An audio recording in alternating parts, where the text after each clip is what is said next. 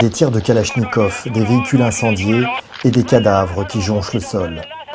Ces images ont été tournées par un groupe armé terroriste.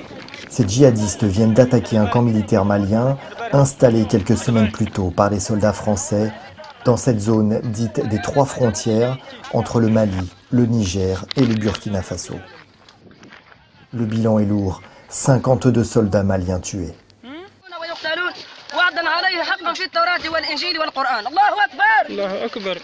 Des adolescents armés citent le Coran, parlant du djihad dans la langue arabe.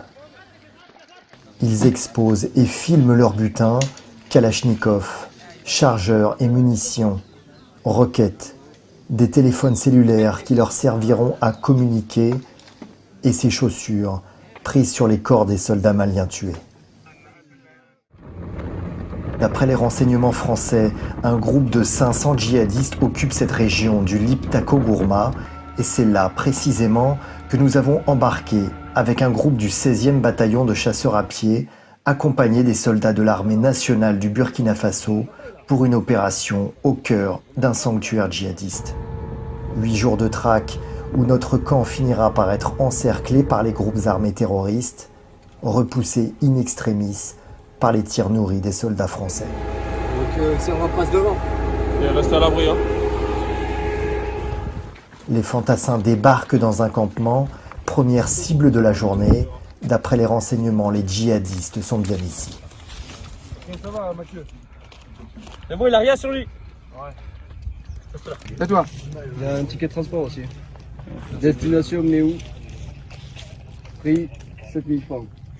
Du coup là, suite à des renseignements, nous l'infanterie on a bouclé la zone.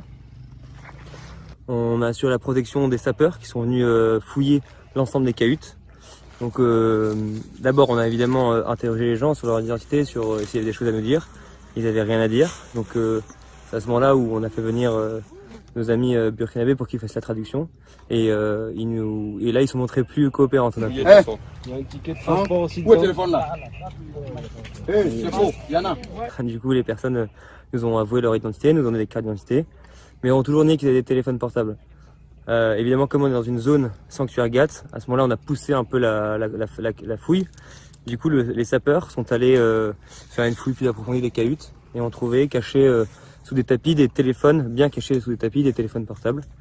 Et donc la procédure à ce moment-là, c'est pour nous de évidemment pas les toucher avec nos doigts, de laisser les spécialistes le faire. Donc, et du coup là, ils ont ensuite procédé à une fouille plus approfondie des personnels avec un interrogatoire avec des interprètes.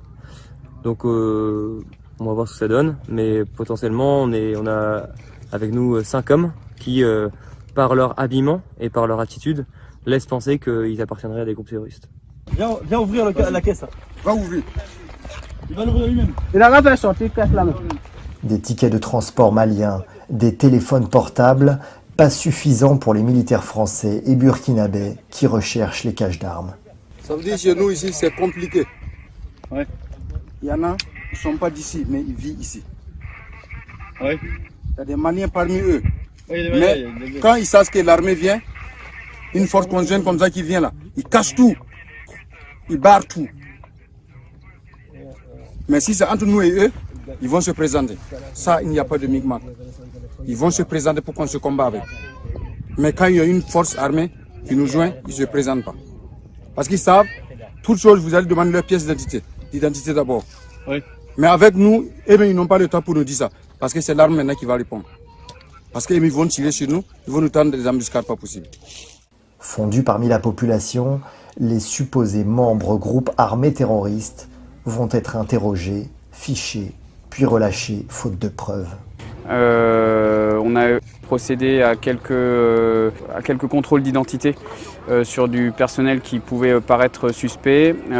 Donc là, ils ont tous été relâchés.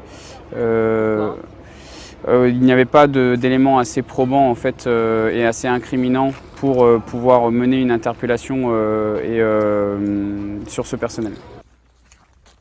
Pas d'éléments probants, autrement dit, pas de cache d'armes. Les fantassins reprennent leur ratissage.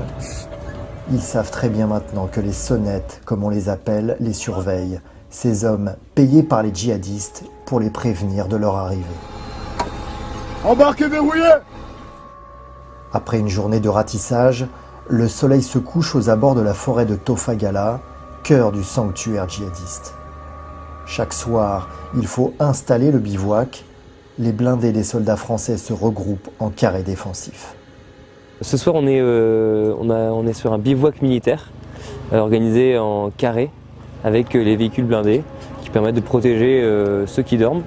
Donc il y a ceux qui protègent et ceux qui dorment. Et l'objectif, c'est de tenir toute la nuit et avec un dispositif défensif qui permet en cas d'attaque, d'être assez rapide sur différents postes de combat. Dès 19h, les sentinelles repèrent les individus en approche à 800 mètres du camp. Tir de sommation, puis tir de neutralisation pour dissuader les djihadistes qui encerclent le camp d'attaquer le bivouac.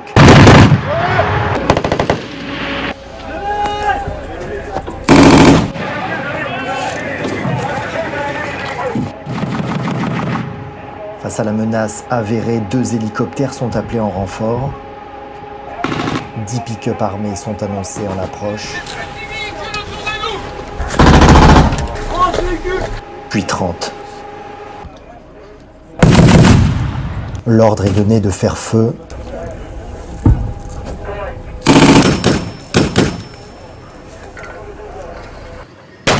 Coup parti. Fait 2. Troisième coup parti. Les tirs dureront toute la nuit jusqu'à faire fuir le groupe armé djihadiste.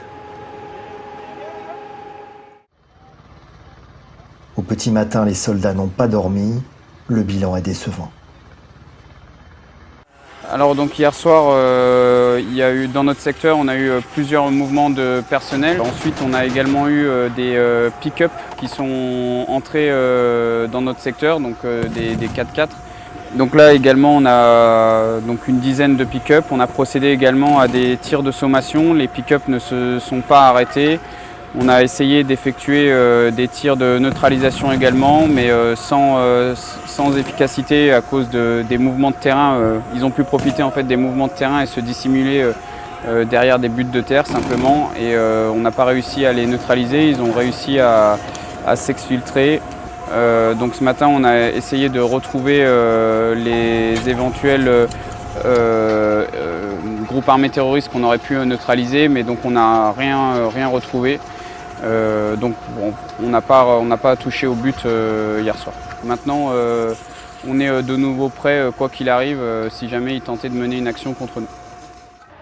Durant ces 8 jours de traque où nous avons suivi l'opération Bourgou 4, un camp militaire de l'armée nationale du Burkina Faso a été attaqué. 6 civils et 5 soldats burkinabés ont été tués.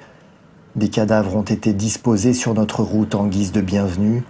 Et le 5 novembre, 2 soldats burkinabés qui ouvraient le convoi à moto ont sauté sur un IED, un engin explosif improvisé dissimulé sur la route.